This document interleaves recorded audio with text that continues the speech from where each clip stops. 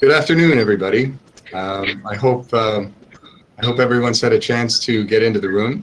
There is a brief delay when we're broadcasting, so I think I probably timed it reasonably well to come on board with you all. Today we have a very distinguished keynote speaker, and without further ado, I'd like to introduce our president, Dr. Harry Cole, the principal of Royal Military College, to take over the podium. Harry, over to you. Thanks very much, Jeff. Good morning, good afternoon, and good evening, everyone. Thank you so much for joining us for our keynote presentation today. So our question and answer period today is going to be moderated by Dr. Phil Ferguson from the University of Manitoba. And one of our fourth-year students here at the Royal Military College of Canada has offered to introduce our keynote speaker. So it's my pleasure to pass over the microphone to Officer Cadet Viom Sungvi, who has a keen interest in planetary and stellar astronomy and is in the process of completing a double major in physics and space science with honors. Viom, over to you. Thank you very much, sir. Good morning, everybody. It is an honor today to be introducing a truly extraordinary person, Canadian astronaut Dr. Jennifer Ann McKinnon Sidey-Gibbons, or Jenni. Dr. Sidey-Gibbons holds an honors bachelor's degree in mechanical engineering from McGill University here in Canada, and a PhD in engineering from the University of Cambridge in the UK. Prior to joining the Canadian Space Program, Dr. Sidey-Gibbons worked as an assistant professor in internal combustion engines at the Department of Engineering of the University of Cambridge. In her research, she worked on the development of low-emission combustors for gas turbine engines. She has also conducted research on flame propagation in microgravity in collaboration with Canadian Space Agency and the National Research Council Flight Research Laboratory. Dr. Sidey-Gibbons was one of the 2 recruits selected by the Canadian Space Agency, the CSA, in July 2017 through the 4th Canadian Astronaut Recruitment Campaign. She then relocated to Houston, Texas to take a 2-year astronaut candidate training program at the Johnson Space Center as a member of the 2017 National Aeronautics and Space Administration astronaut class. The program included scientific and technical briefings, intensive instruction in ISS systems, simulated extravehicular activities, robotics, physiological training, flight training, Russian language courses, and sea and wilderness survival training. Dr. Sidey-Gibbons completed the 2-year astronaut candidate training program and obtained the official title of astronaut in January 2020. With the global pandemic having caused complete lockdowns starting in March of 2020, so much has happened around the world, and I really look forward to hearing how things have unfolded for Dr. Sidey-Gibbons over the last few years as well. It is my pleasure now to turn the microphone over to Canadian astronaut Dr. Jennifer Sidey-Gibbons. Thank you very much, ma'am. Oh, thank you. That was a very generous introduction, and I just want to say I am really, really happy to be here. Thank you to the CASI organizers as well for hosting me. I was telling them just a minute or 2 ago that this is my first academic conference in a while. So I'm just happy to be returning to my roots. I will share my screen. Give me a moment to get that set up. Okay, can someone let me know if they see my title slide, please? We are seeing it and we can hear you loud and clear. Perfect, Lima Charlie. Okay, well, today is a bit of an unusual presentation because I'm actually here to solicit your advice and some discussion. I would classify myself as a former researcher. I don't do as much research anymore. I'm very much a button pusher, but I will tell you a little bit of background how I ended up being interested in microgravity research. Thought Viom did a great job summarizing my career up to joining the astronaut corps. So I'll go over that very, very quickly, and then I'll talk about a potential opportunity. There's no concrete opportunity as of yet, but I think that this is a niche area where Canada could really excel, which is the potential for suborbital research flights. So I'll share a bit of background on why I think those are important and interesting. And the purpose of today, again, is really to enable discussion in order to get these programs going at the Canadian Space Agency and provide them for you. We need to understand what your needs are and what kind of research you want to be doing. So I might be off base, I might be onto something. You just really have to let me know, and then we can move forward from there. So be candid and be honest. I am very happy to hear it. And you can also ask me anything else if you're interested in astronaut training or the way that the space sector is changing. I'm always really happy to discuss that as well. It's kind of our basics here. So yeah, let's get started. So I like to kind of start with the background. How did I get interested in microgravity research? So I am barely even an engineer in this photo. This was when I was doing my undergraduate degree at McGill University. I was a Mech Eng student, and I was fortunate enough to participate in parabolic flights aboard the NRC, National Research Council's Falcon 20 aircraft, which was an amazing opportunity for someone to get their feet wet in research, but also just understand how important microgravity research was. At the time, I was working with Professor Andrew Higgins in the engineering department at McGill, and I was looking at, I will say he was probably looking at, I was pressing the button again, looking at flame propagation through iron dust clouds. So these really cool looking flames. You can see the experimental rig to my right there. And this was really my introduction to the Canadian Space Agency, who was funding this. I didn't really have the understanding to realize how important that was at the time. I was just happy to be on board. But it was also my introduction to Canada's space sector and research. It was because of this project and also my work with Professor Jeff Berg-Thorson, who's also still at McGill University, that I chose to focus my research career on combustion. Eventually, I moved to the UK, got my PhD there, and became a new lecturer, or assistant professor, as it's known in Canada. So, brand new, assistant professor, and about 2 months after I was hired, I told the head of department that hired me that I was going to apply to become a Canadian astronaut. He was very supportive. He loves space and was just very encouraging. The likelihood was low as well, so all that work wasn't going to go down the drain right away, at least not for sure. And that started a year-long process where I engaged in every kind of testing you can imagine, physical, medical tests, psychological tests, pretty much everything. The Canadian Space Agency just really stressed you out to see how you would perform in groups or leading groups, even under pressure. And I learned a lot in the process. Again, very happy to answer questions about that. And at the end of that, in 2017, I was selected along with my colleague Joshua Kutrick to be one of 2 new astronauts in the Canadian Corps. I moved to Houston, Texas to train at the Johnson Space Center, and my career kind of came full circle because during my basic training, I was able to train on that same aircraft, the Falcon 20, again, with the exact same research pilots. I remember them well. You can see that the circumstances are a little bit different. There is no experimental rack in this on this flight. Kind of behind me there is Joshua Kutrick. He's who I was selected with, and we're also with Jeremy Hansen, who was selected in 2009. There's a 4th member of the Canadian Astronaut Corps, David Saint-Jacques. He's not with us because I believe he was in space at the time, so he got a pretty good deal. Don't worry for him. I say there's no experimental rack in this photo. The floor is bare there, but you'll notice we are wearing a medical device each, and that is another big part of our job, to be the guinea pig when there are humans in the loop as far as medical experiments or human physiology, studying how humans react in microgravity and in space. We'll touch more on that later. A couple months later, my class graduated from our basic training. Here we all are. We are called the Turtles. There are 2 of us who are in space now, which is pretty exciting for us. And now our main job is to train to fly in space to the International Space Station for now. The scope of those missions are changing, but for now, going to the ISS and supporting missions from the ground as well. So I'm still a very strong supporter of microgravity research, whether it is on the International Space Station, pictured here, or on the Falcon 20, because not only do we learn a lot about microgravity and space exploration, but we also are able to study phenomena which would be eclipsed or really not noticeable on the surface of the Earth. They're kind of dominated by a 1G environment.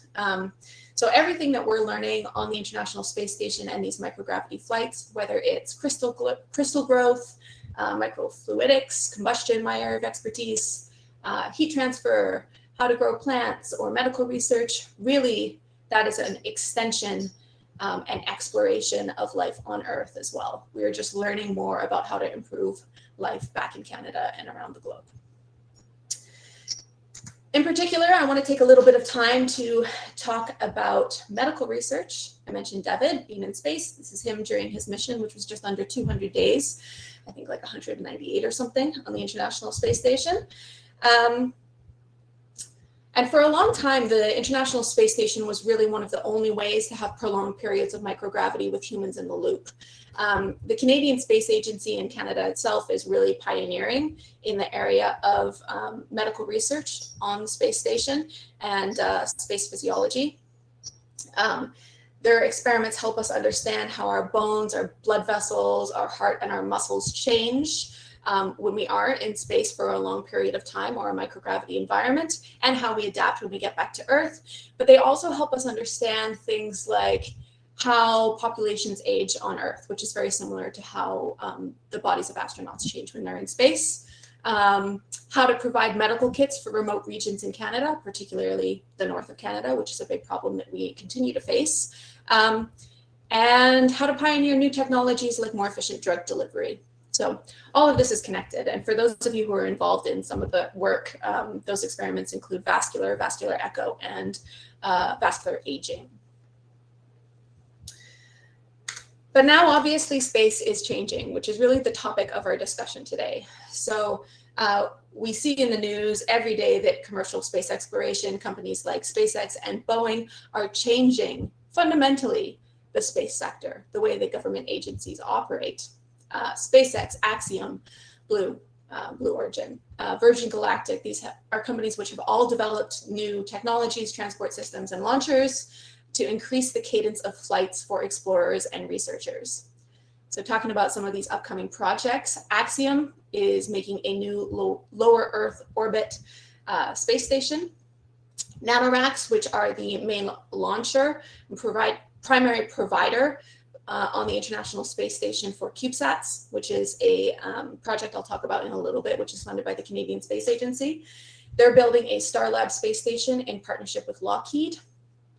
Starting next year, Virgin Galactic will start providing regular spaceflight opportunities for researchers and space tourism. Blue, similarly, they're developing a suborbital launch vehicle for payloads, and they're also working along with Sierra Space to develop, I believe it's called the Orbital Reef, which is a mixed-use space station. And then finally, I'll just mention Space Tango, which is a really cool company, which designs and launches miniature autonomous R&D labs, which also facilitate access to microgravity environments. But I want to focus in specifically on suborbital flights. Suborbital flights, and this is me speaking as, again, a former researcher, someone who was involved a long time ago in the research community in Canada, and currently is in the astronaut corps. I just think that microgravity, as far as microgravity platforms are concerned, and if we compare them, suborbital research campaigns provide a really unique niche. So here, if we're gonna, by the way, I hardly ever show tables and text on slides these days, and I was really excited that I had the opportunity to do so since I'm speaking to academics and industry today. So I'm gonna show you a little table. We don't have to worry about the details, but it basically compares these different platforms in terms of microgravity time, the quality of microgravity that you get when you fly on the platform, max G load, which we wanna minimize, cost per payload, we also want to minimize, and then a couple of examples of providers. It's not exhaustive, but it'll give you an idea of where suborbital flights sit. So first of all, if we're talking about things like drop towers and parabolic aircrafts, which fortunately, again, we have access to as Canadian researchers, microgravity quality varies. For parabolic aircraft, it's actually quite low. It's not as consistent as we would like it to be. And the time is short. It's, let's say, under 20 seconds. The G load is low for parabolic aircraft, high for drop tower, so that's not great. And the cost per payload is really low. So these are cheap and accessible, which we like to see. If we look at the other end of the spectrum, we have things like sounding rockets. Mostly, there's a really, really extensive program out of NASA Wallops facility, I believe, and the space station, which we've talked about pretty extensively so far. These are longer periods of microgravity on the order of minutes or days if you're on the International Space Station. The quality is medium to high, again, high on the ISS. But the cost per payload is also very high. Not every researcher will have access to these platforms and these facilities without programs that the Canadian Space Agency, is currently running. So we want to find a niche which is a good trade-off between cost and microgravity quality and time. And I think, again, this is me speaking personally, suborbital flights really are that. Suborbital flights provide very high quality microgravity, comparable with what's on the ISS, I would say, up to 4 minutes, which is a pretty big chunk of time, but the cost is low enough that I think this makes it more accessible in terms of research grant money. So around $100,000 US. And again, we talked about a couple of providers, Virgin Galactic and Blue Beam, another one.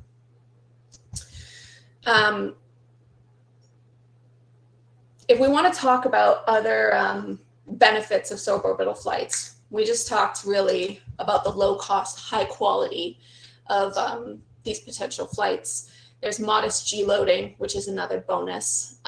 So hopefully these would be more accessible to researchers. Again, I'm going to need you to tell me if that's right. There is a quick turnaround time, which also can be a big benefit to researchers depending what it is that you want to study. So if you fly on a suborbital research campaign, you will have access to payloads within minutes of the spacecraft landing and a much more frequent flight cadence, because we would potentially have access to that cadence through the provider's manifest. And they will definitely want to prioritize research. Finally, and this ties in all of our medical activities, humans will be in the loop. So uniquely, suborbital flights will be crewed, and that enables the use of simpler hardware, so really cuts out the need to fully automate an experiment. Again, you will have a button pusher, and it facilitates space medicine areas of focus. So Canada does want to focus on developing space medicine kits for deep space as well, and it's certainly an area of expertise in Canada. Not our only area of expertise, but certainly one of them, and it allows you to rig up additional experiments with humans who would be in the loop. My vision for this is that we could have PIs or the Canadian Astronaut Corps, up to maybe 3 people, flying and operating experiments on these sorts of missions. So I'm always looking for ways to tie back in with the Canadian research community, and this has been one of the best ways that I have found so far. Finally, I'll just talk about what a program like this could look like by talking about some other programs which exist currently at the Canadian Space Agency. Again, this is not a program which is in existence, and I'm speaking really on my own behalf here. So I'll talk about the Canadian Space Agency's Space Capacity Development Program. So the Space Capacity Development Program, it really supports activities from idea to innovation, and it ranges from the pre-mission research all the way to the development and flight demonstration. And the aim is to position the Canadian space sector, so researchers and companies, to take advantage of new opportunities in the space sector, just increasing market readiness of different devices or research technologies and enabling them for use on commercial or government missions. One of the current offerings of the Space Capacity Development Program is called Stratos, which grants access to French stratospheric balloon flight opportunities both in Canada and abroad. That's currently running. And we also have CubeSat, which hopefully some of you are familiar with. That's actually originally how I was introduced to Phil Ferguson. So CubeSat is a program that was launched in 2017. It is currently underway across universities across Canada. I think we have 15 or so teams, one in every province and territory in the country. And the aim is for these groups to build and launch their own CubeSats from the ISS. Really, the Canadian Space Agency's role here is providing the funding and also the ability to procure the actual launch service, so launching them to the International Space Station, and then securing the units through NanoRacks. NanoRacks is the launcher on the International Space Station. You can see one of the CubeSats deploying here. Just so you can get your bearings for those of you who are familiar with the ISS, this is on the port side of the vehicle. The launcher, which is currently launching CubeSats in this image, is at the end of the Japanese robotic arm, a much smaller arm than Canadarm. We call this the GEM porch. It's like an exterior pallet, which is just outside the GEM airlock, which is for hardware, not for spacewalkers. And you can see some of the solar arrays in the background. So I really like this photo because it's a great demonstration of what the CubeSat project will be able to enable. The satellites, to my knowledge, have not launched yet. Phil, correct me if I'm wrong. But I think the initiative is already very well run and a success. We have over 600 post-secondary students already having participated across the country. So I really love projects like this. And I just need to know today, are suborbital research flights of interest to Canada's research community? Because if so, we really need to know, because that will be critical in a path to getting a project like this going if we can manage to do so. And I really think it's possible. I think it's the right thing to do for Canada and Canadian researchers. So that's the main portion of what I wanted to share with you today. Hopefully some of you can help me answer that question. If you do not feel like raising the question or expressing your interest directly with Phil, who'll be moderating this session, you can also just send us an email. We will be looking at responses to this presentation at this address, which is ASC, so Agency Spéciale Canadienne, I'll do French first, asc.demonstration de technologie - and then the English version, technologydemonstration.csa. I know it's a mouthful, at canada.ca.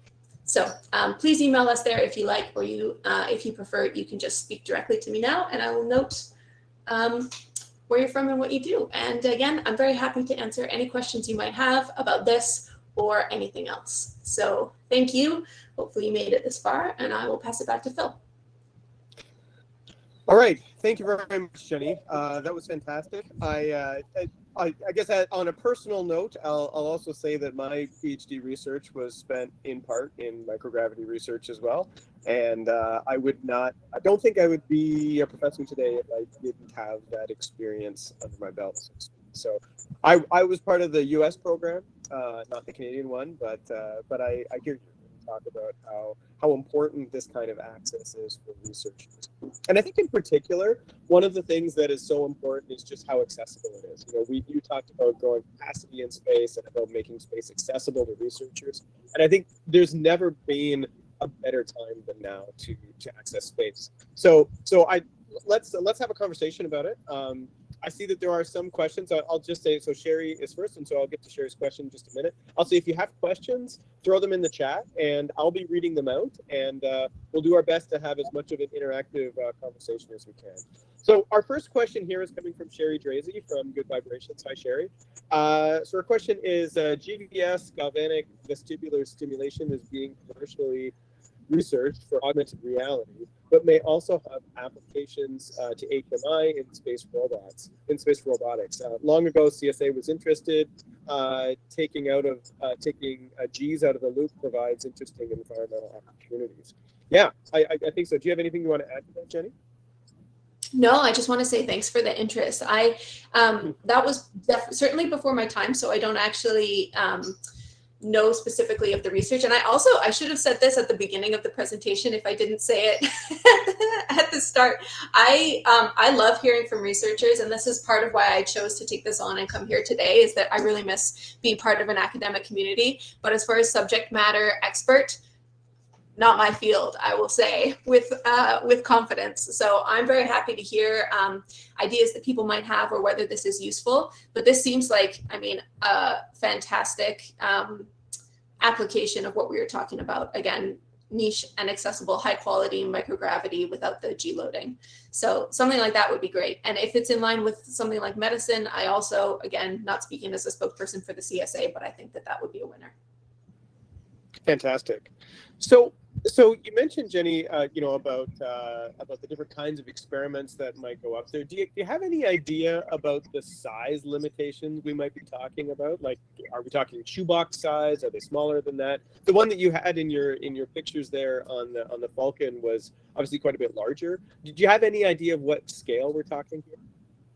It depends on the provider. So we don't have specifics on which provider we would work with. We have an MOU with some of the potential providers, which is helpful, but I can't speak to any specifics about the size of payload. I think bigger than shoebox size, certainly. I would say like triple to quadruple shoebox size, but there's also potential depending on how much money you want to take up on a rack, let's say. So if you pay for 2 slots on a rack, or we're able to fund 2 slots on a rack, I would say, and again, this isn't an announcement of funding, but if people are interested, I imagine something similar to like the CubeSat structure. Yeah, I would say, yeah, if we're talking shoeboxes, 3 to 4 shoeboxes for one experimental slot. Okay.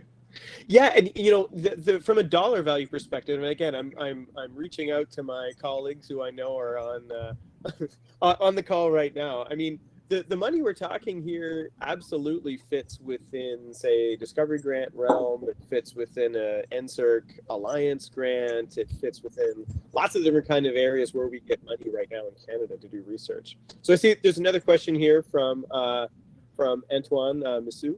What power levels can be expected to be available? Are we talking tens of kilowatts or less? That's a great question. I don't actually have a number. I'm not sure. I think, again, it would depend on the provider, but from preliminary talks that I've had with a few of them, they're able to support pretty high wattage experimental loads. I don't know specifically what that would mean in terms of kilowatt, but I'll write it down as a question that we would need answers to before exploring a program like that. Yeah, is that from Antoine? That was from Antoine from Kilncore. So in terms of payloads, so we talked about the size a little bit. Is there an opportunity for there to be free-floating payloads as well, or do you think they have to be strapped down? Could they be floating with you? I think it would depend on the nature of the payload. If it was like a device that required, again, a human in the loop, like we were talking a medical payload, or if we were talking about, let's say, like if this could be like some sort of CubeSat stabilization or something. I know that's an interesting problem that you had alerted me to before. I think that that's pretty reasonable. Obviously, there would be stricter protocol as to tie down before and after the flight. But I think since, again, we have the human in the loop, that could be the key to getting that approved.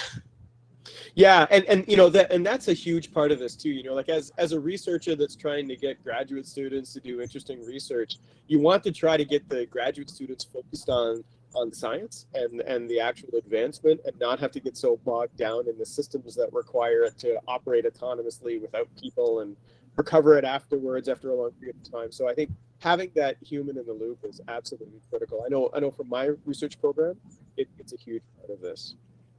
So I'm just watching the questions here. Anybody have any specific questions about life sciences type experiments? Jenni mentioned things like with humans in the loop, we have opportunities to do life science experiments. I'm assuming, Jenni, that this would mean potentially researchers would have access to the crew both before and after if there were life sciences experiments, maybe. I'm not a life science researcher, but maybe blood samples, something like that. If there were things that the researchers wanted to do with the crew, that might be possible. Yeah, I mean, that's a part of our job now. We certainly have a consent process for experiments that we do when we're on the International Space Station, and that includes drawing our own blood and, again, being the guinea pig in the loop as far as those experiments are concerned. So I think that turnaround time is also really interesting, access like before and after to the human subject who might be flying on the campaign. So certainly that's a potential option if we go the medical route. Yeah, and wearable. I know that there is something similar, actually.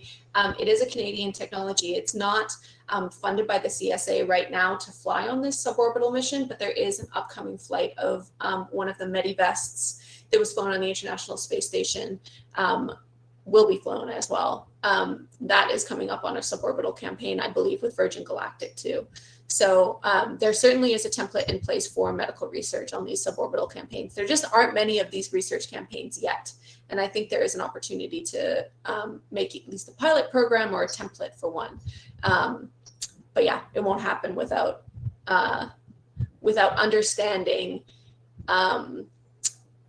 your interest, essentially. So as a request, we could do a formal request for information, which we've done in the past, but it's also difficult to pinpoint interest in just suborbital campaigns. That's kind of interest generally in microgravity platforms. Right. Yeah. Okay, so Adam from Launch Canada just posted a question. So Canada used to have a very active sounding rocket program, and today there are several Canadian launch startups, many of which may be considering smaller scale suborbital vehicles as a stepping stone. Then as a follow-up to that, there are also now more than 20 university rocket teams, at least one of which is working on a rocket capable of reaching the Kármán line. They now represent by far the largest area of student space-related activity. Is there an opportunity to make rocketry a part of this and support this fast-growing area of student and professional space activity? Yeah, I know the SS&T group, Space Science and Technology group at the Canadian Space Agency, is pretty linked in with student groups. I would say the most successful program that we have run, in my opinion, has been the CubeSat, funding the CubeSat initiative. So it is on people's radar, and we are talking about student groups that might want to develop launch systems within Canada. That's definitely not part of the work that I've been doing at the Canadian Space Agency, but I know that people in policy and SS&T are looking at it. Yeah, it's a great question, Adam. And I mean, you're absolutely right. I mean, it's funny. I had a colleague of mine ask me the other day saying, why is there so much space research going on these days? It didn't used to be the case 10 years ago. And I think it really comes down to what Jenni was talking about, this access to space, right? We've got lots of different opportunities to orbit things. We've got lots of opportunities for suborbital now, and these just didn't exist even 5 or 10 years ago. So this I think is a fantastic time to be a space researcher, particularly in Canada. So Harry Cowell from RMC, what advice would you give to those aspiring to become an astronaut? What did you learn early in life that has enabled you to be successful? This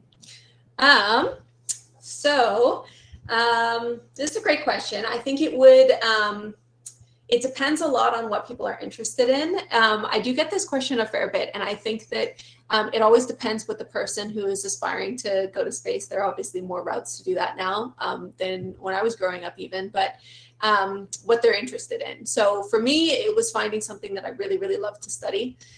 When I was much younger, I just liked being outside. I loved exploring. I also loved being creative, and that led me kind of to engineering. But when I became an engineer and was in my undergraduate degree, the reason why I kind of settled on combustion is because I just thought that the mechanics were fascinating, so the fluid dynamics portion of it. But also it was so interesting to me that we had this phenomena that was so important to our development as a species. I mean, fire is critical. They say fire in language really defines us. And I thought, wow, that's so cool, but we still don't really understand it. Combustion is kind of in that middle zone where, all right, we have the equations to understand what's going on, but we can't necessarily solve them yet. So yeah, I love that the essential side of it, but also that it was still kind of unknown. So I would say people who are aspiring to go to space one day or do anything high level probably just need to find something that they really love and they want to do all the time, which is what I was fortunate enough to do. And then what did I learn early on in my life that has enabled me to be successful? I would probably say that the biggest thing that's had the role in that success, I've been very fortunate as well, but is probably a lot of determination and resilience.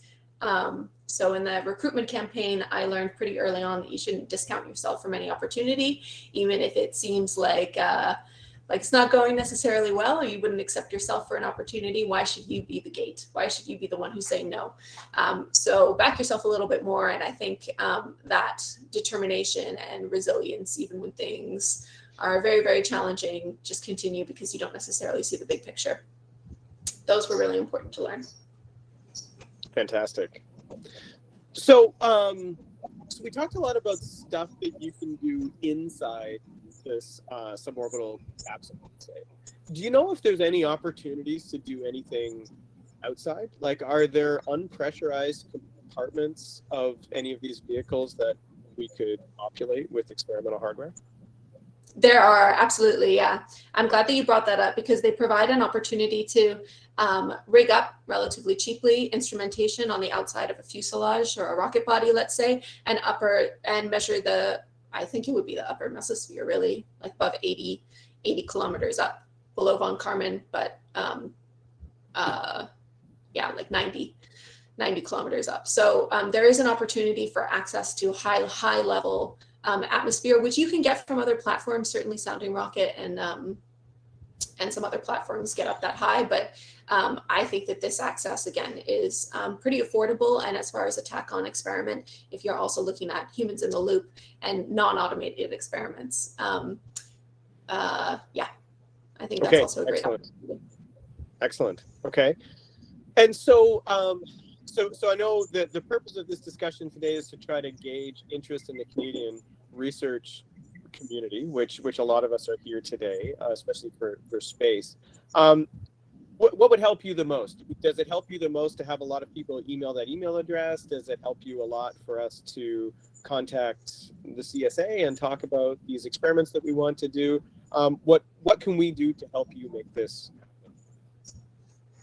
I think that the thing you guys can do the most, obviously you guys are certainly, the research community is doing their part by just fundamentally exploring and being part of the space sector. That's what we want to encourage in Canada and promote space research. But if there are programs that fill a niche that you're not seeing in the Canadian Space Agency, again, I'm not promising funding to a specific area. I think that this is an area of interest, but that email address, if you register interest there or keep your eye out for requests for information, that's a bit more formal. So I would say for now, just email the CSA. If there's an area that we're not hitting or that you want to see support for, someone mentioned student groups. That's something that we're incredibly interested in supporting because that pairs very, very well with all the outreach activities that we have funding for. So again, not a promise by any means for cold hard cash, but just let us know. SSNT is pretty receptive at the Canadian Space Agency, and we're always looking for ways to support Canadian researchers. If I can help facilitate that as well, I certainly will, because it's something that's close to my heart. So I'm not sure. I will say very, very honestly, I don't have a lot of power at the CSA, but in terms of spreading a message, if I can help you, email that address, or yeah, people can always get in touch with me through you, Phil, too. That's a great option. So if you're okay with that. Yeah, for sure. No, I'm happy to funnel stuff. And actually, I'm just going to ask a quick question to some of the organizers, either Todd or Jeff.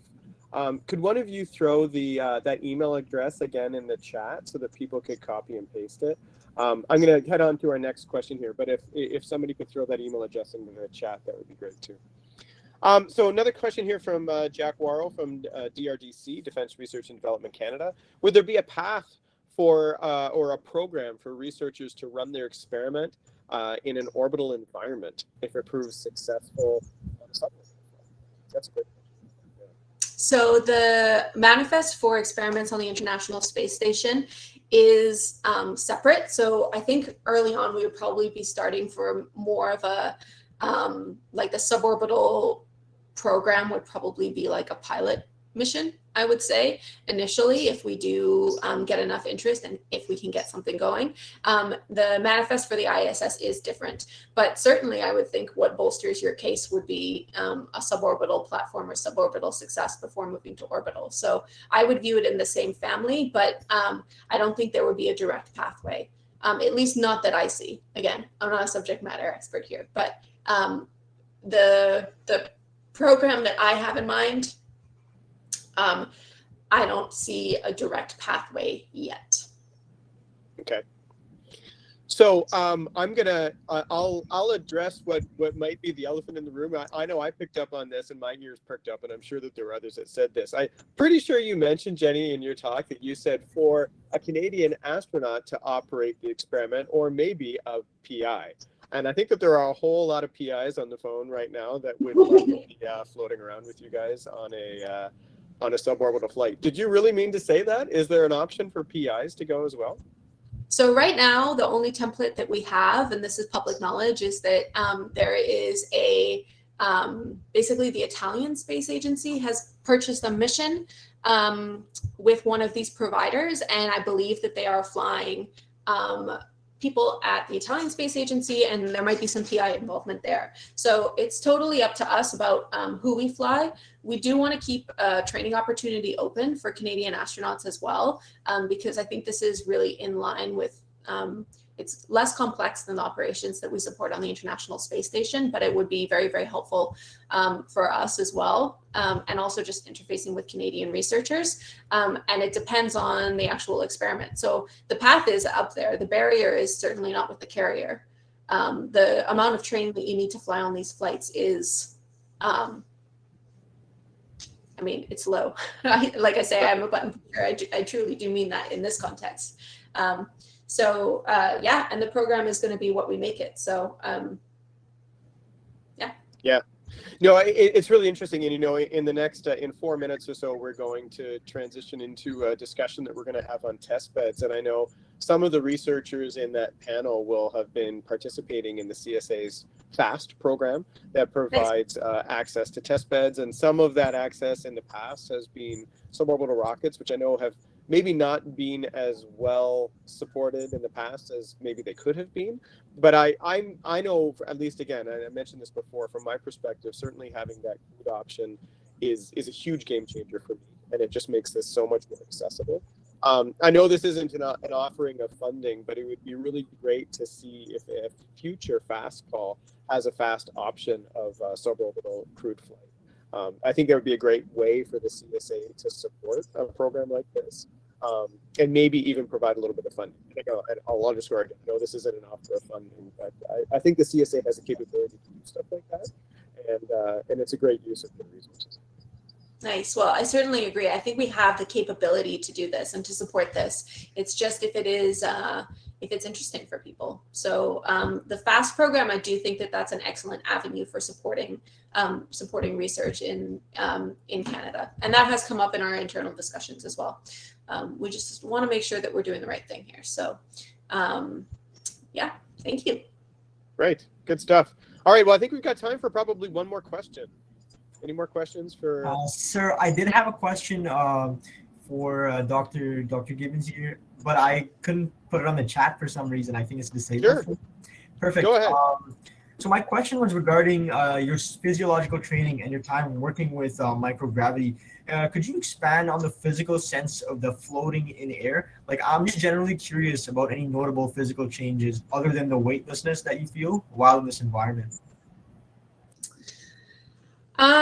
So I've not actually been to space yet, but my limited experience that I've had with microgravity, and there's probably a lot of researchers on here who can also speak to that, but I would say that it's similar to that feeling that you have in an elevator, but it kind of just keeps going and you just lift up. Some people get pretty sick, but that tends to, your likelihood of getting sick, I think, is probably pretty predictable, and it increases with age. So if you're a bit older, people seem to have a tendency to get sick more often. Yeah, I wouldn't know how to describe it beyond that. It's just a lot of fun. I didn't feel particularly nauseous. I think with prolonged microgravity, it starts to get quite uncomfortable as the blood starts to stay in your head more. So you start to feel like you have a cold and you're quite stuffed up.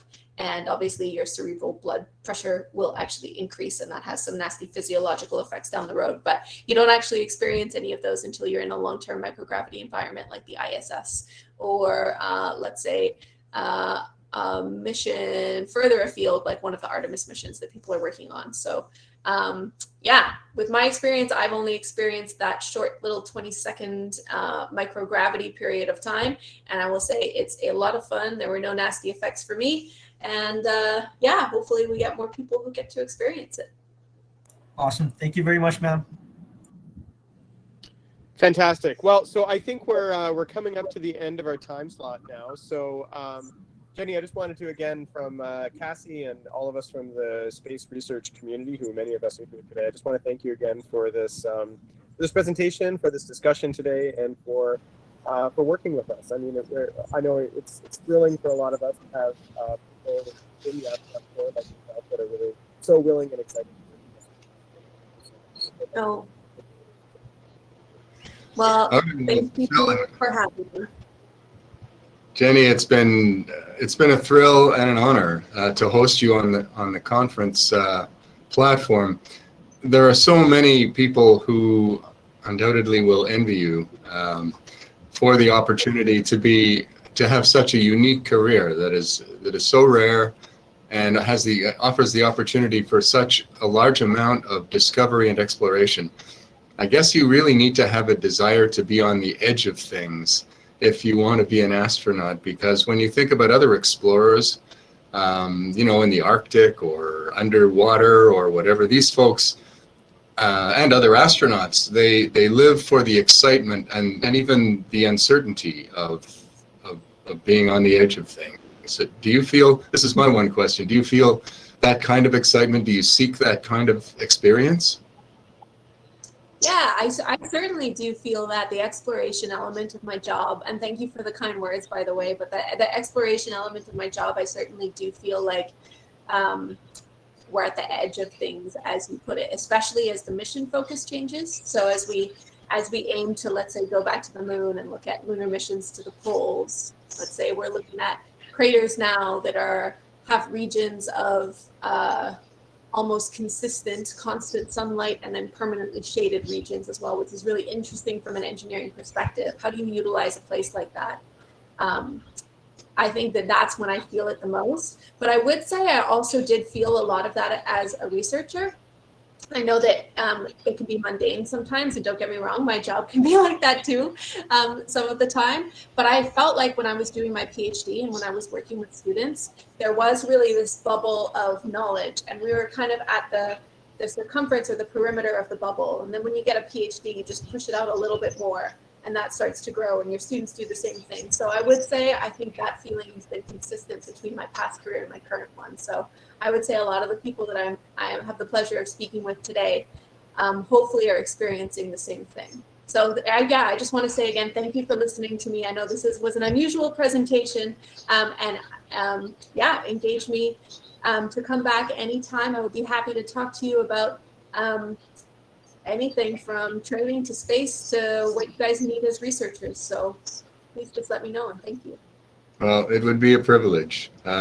So thank you, Phil, Jenny, Vyom, and Harry for participating in this plenary. I guess the time has come now for us to move into the next one on test beds and analogs. Some overlap between these two. So I think we need to check out from here, as I will do. Final thank you to Jenny and Phil and Harry and Vyom, and hope to see you again soon. Thanks, everybody. Thank you very much, sir. Thank you, everybody. Take care, Jenny. Very nice meeting you. Cheers.